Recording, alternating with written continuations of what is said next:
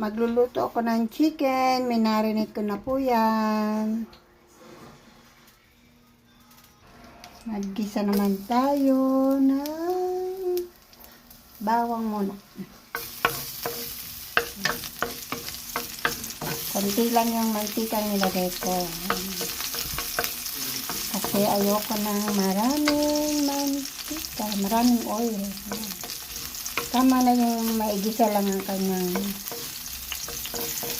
bawang at sibuyas.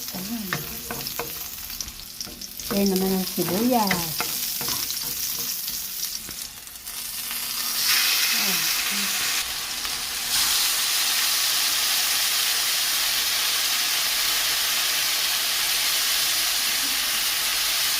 Yan natin ang manok.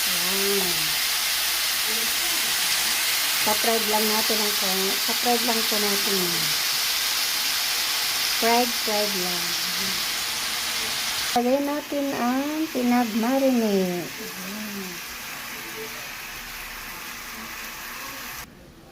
Ayan po.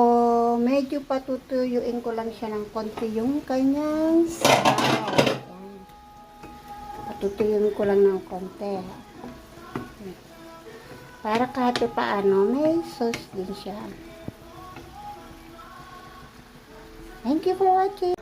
Yan na po ang aking finished product na ulam namin. Thank you for watching.